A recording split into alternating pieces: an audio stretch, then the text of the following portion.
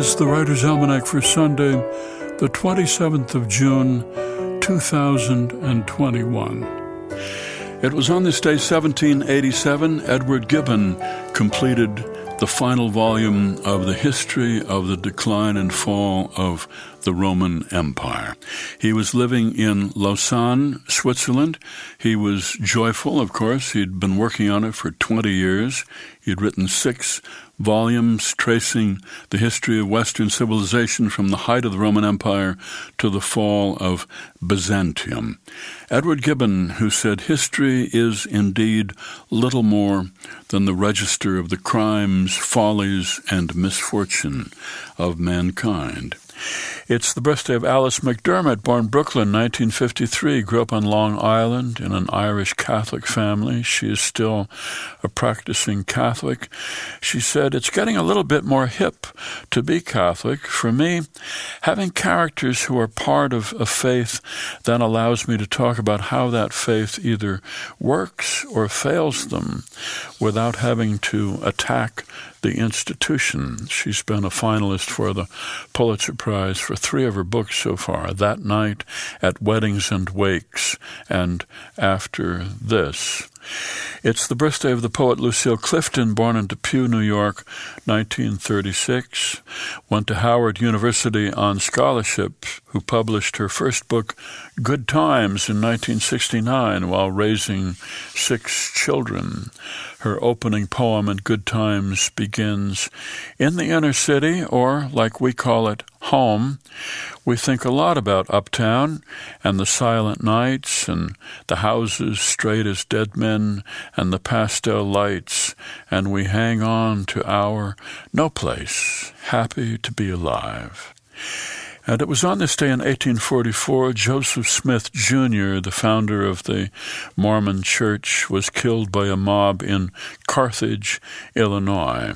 21 years before, he had been visited, he said, by an angel named Moroni, who directed him to gold plates buried in the woods on which were written the history of the Israelites, which he translated with the help of 2 seer stones. And so he wrote the Book of Mormon. He and his supporters headed west through Ohio to Missouri and then to Illinois, where they ran into trouble, and he was put in jail in Carthage, where 200 men one night broke into the jail and shot Smith and his brother Hiram to death. Here's a poem for today by David Budbill. 72 is not 35.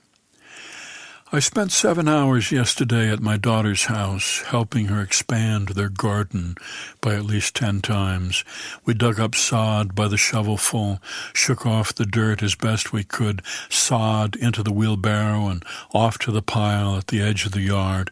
Then all that over and over again, 5 hours total work time with time out for lunch and supper.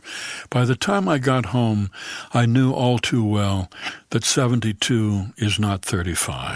I could barely move. I got to quit earlier than Nadine. She told me I'd done enough and that I should go get a beer and lie down on the chaise lounge and cheer her on, which is what I did. All this made me remember my father 40 years ago helping me with my garden. My father's dead now and has been dead for many years, which is how I'll be one of these days too. And then Nadine will help her child, who is not yet here, with her garden. Old Nadine, aching and sore, will be in my empty shoes, cheering on her own. So it goes. The wheel turns, generation after generation, around and around. We ride for a little while, get off, and somebody else gets on, over and over, again and again.